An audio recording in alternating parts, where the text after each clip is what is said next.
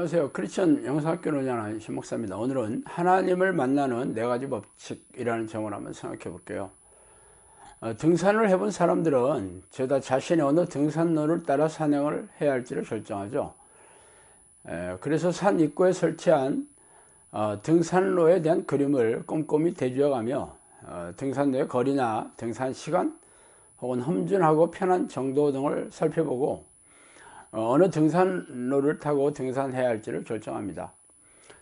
그러나 모든 사람들이 등산로를 따라서 안전한 등산을 하는 것은 아니죠. 때로는 무모한 젊은이들이 새로운 등산로를 개척한다면서 길이 없는 산을 마구잡이로 올라간다든가 아니면 날이 어두워졌거나 폭풍으로 앞이 잘 보이지 않을 때 등산하다가 길을 잃어버려 길이 없는 산을 헤매는 경우도 종종 있어요. 이런 사건을 조난이라고 하는데, 산을 헤매다가 절벽에서 떨어져 다치거나 추위로 인해 저체온증 혹은 탈진을 해서 죽음에 이르는 경우도 발생하죠. 그러므로 등산로가 아닌 곳에서도 등산을 할 수 있는 전문 등산객이 아니라면 등산로가 아닌 곳으로 산을 올라가는 것은 위험천만한 일입니다. 이런 일이 하나님을 만나는 것에도 있죠. 모든 크리스천들은 하나님을 만나 동행하는 삶을 꿈꾸고 있습니다. 그래서 그들은 하나님을 만나는 길을 가려고 교회의 마당을 밟고 있는 중이에요. 그러나 그들이 믿고 있는 대로 그것을 따라 올라가는 등산로는 정상에 올라가서 하산한 사람들이 증언해 주는 길은 아니에요. 산 입구에서 일목요연하게 등산로의 개요가 그려져 있으며 중간중간 이정표가 그 길을 잘 가고 있다는 것을 알려주고 있는데, 실상은 그 등산로를 따라 정상에 올라갔다가 안전하게 하산한 사람들의 증언을 들어볼 수 없는 기이한 등산로죠. 말하자면 성경의 기록대로 하나님을 만나 동행하는 증거가 없는데도 불구하고 자신들은 하나님을 만나서 동행하고 있다고 말하고 있어요. 그러나 그렇게 말하는 이들이 성경 지식에 해박한 목사들이기 때문에 아무도 그들의 말에 의구심을 제기하지 않습니다. 그래서 오늘은 하나님을 만나는 성경의 법칙에 대해서 한번 말하고 싶어요. 먼저 만남의 법칙입니다. 당신은 어떻게 하나님을 만나고 계세요? 하나님은 영이시기 때문에 우리의 영혼과 만나려면 기도와 말씀이라는 통로를 통해 만나야 합니다. 그러나 우리의 교회는 종교적인 예배의식이나 기도행위, 성경 지식을 쌓아두는 것으로 하나님을 만나고 있다고 가르치고 있어요. 하나님을 만나는 기도는 하나님의 이름을 부르고 전심으로 성령의 내주를 간구하는 기도와 더불어 찬양하고 감사하며 경배하고 회개하면서 하나님의 뜻을 구하는 기도로 말하죠.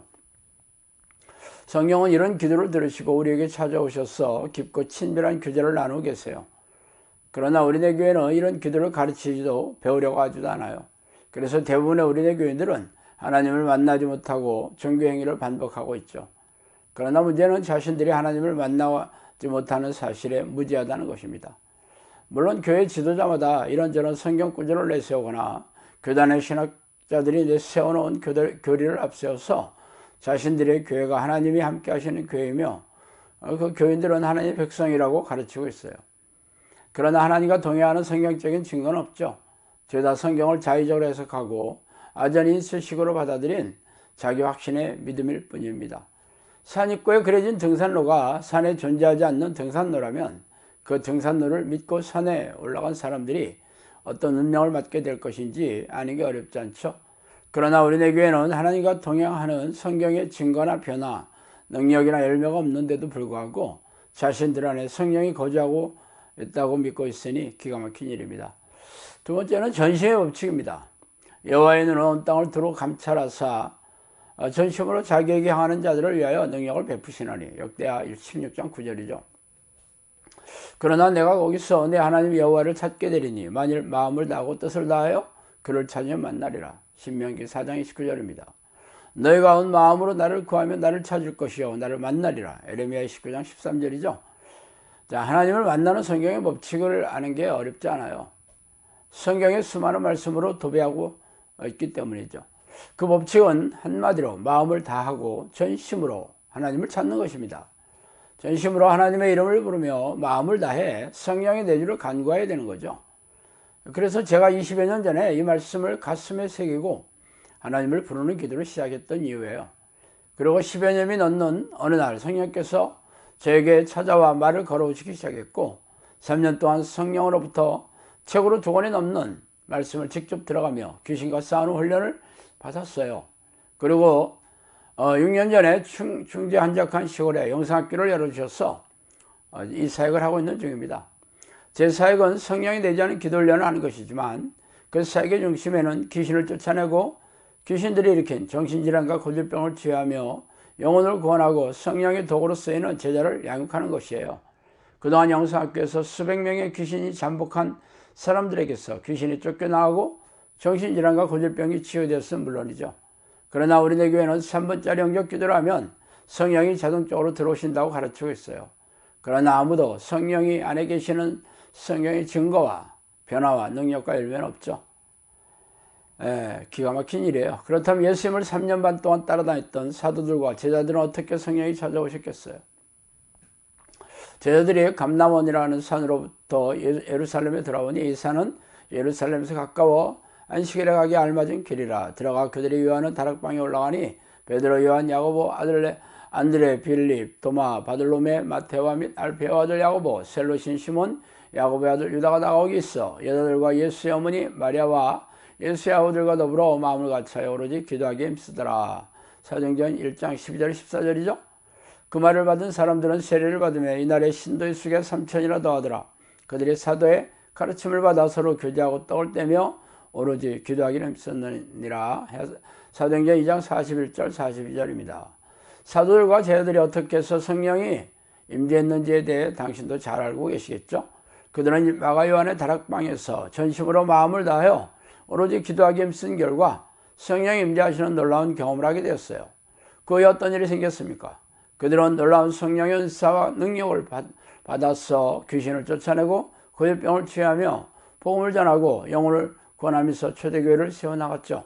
그러나 우리네 교회는 성령이 내지 않은 기도를 전심으로 하라고 가르치고 교인들은 이런 기도의 습관을 들여 성령과 동행하는 삶을 살고 있습니까?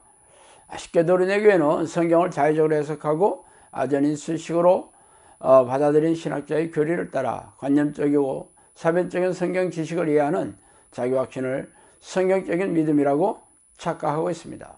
그래서 아무도 사도행전에서 드러내 보이는 성령의 능력이나 증거가 나타나지 않자 그런 은사나 능력은 초대교회에 한정된 하나님의 통치라는 세대주의 신학자들의 주장을 받아들여 자신들의 무능함과 무기력을 감추는 꼼수를 쓰고 있으니 기가 막힙니다.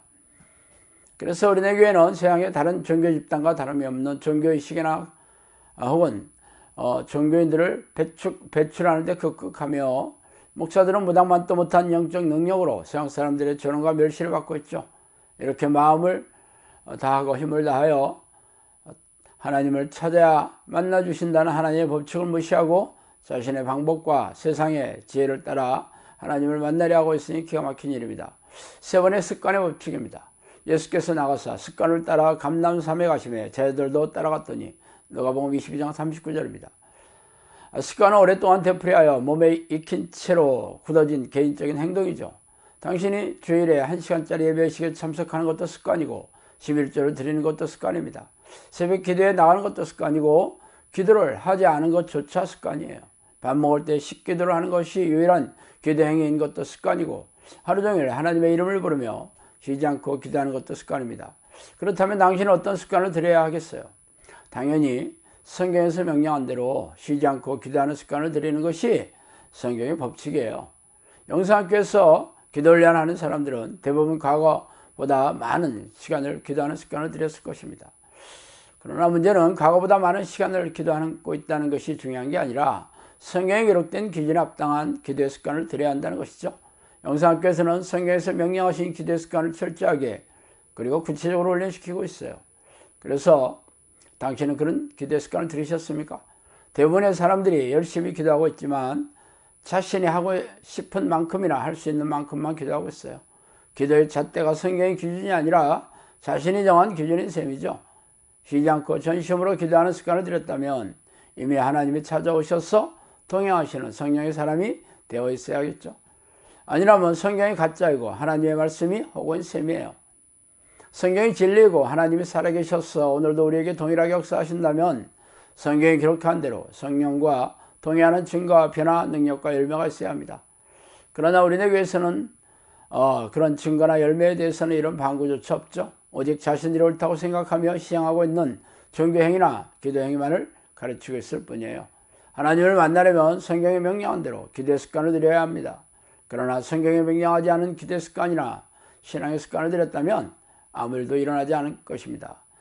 그러므로 여전히 자신에게 하나님을 만난 증거나 열매가 없다면 잘못된 기도 습관을 들였다는 것을 인정하셔야 되겠죠. 자, 네 번째로 싸움의 법칙입니다. 또한 저희가 마음에 하나님 두기를 싫어하며 하나님께서 저희를 그 상실한 마음대로 내어두사 합당치 못한 일을 하게 하셨으니 로마서 1장 28절이에요. 우리의 씨름은 혈과 육을 상대하는 것이 아니요 통치자들과 권세들과 이 어둠의 세상 주관자들과 하늘에 있는 악의 영들을 상대함이라. 에베소 6장 12절이죠. 너희가 저와 싸우되 아직 피 흘리기까지 당하지 아니하고. 히브리서 12장 4절입니다. 자, 새벽 기도에 나가서 자신의 유익을 구하거나 삶의 문제를 해결해 달라는 기도는 싸우는 기도가 아니에요. 그래서 응답이 없으면 희생의 강도를 더하여서 하나님의 목을 조르고 있죠. 금식을 선포하고 금식 기간을 늘리거나 기도할 기간을 작정하여 선포하고 자신의 결연한 의지를 보이거나 기도에 나갈 때마다 헌금 봉투를 들이밀면서 응답을 촉구하고 있습니다. 그게 사람의 눈을 보기에는 멋져 보이긴 해도 싸우는 기도는 아니죠. 사람들은 태어나면서 죄로 변질된 자아를 가지고 세상에 나와요.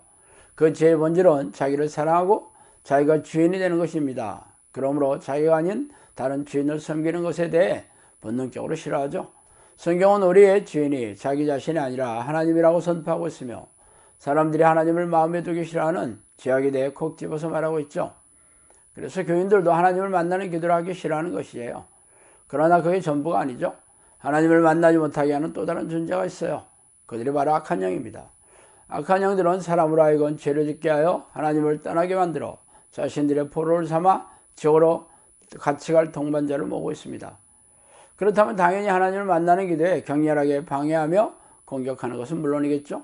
그래서 하나님을 부르는 기도를 시작하면 온갖 잡념이 들어오고 두려운 생각을 넣어주어 각종 부정적인 생각을 이렇게 하게 해서 기도를 못하게 합니다.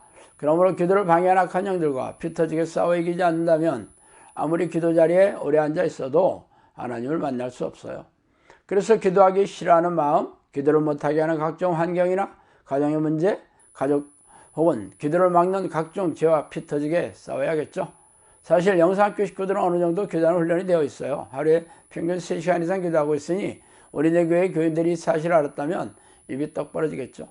우리네 교회 목사들조차 하루에 30분조차 기도하지 않기 때문이에요. 그러나 영상학교 식구들은 2% 부족한 부분이 기도를 싫어하는 마음과 싸우고 기도를 못하게 하는 환경을 벗어버리는 싸움의 실력이 아직도 부족하죠.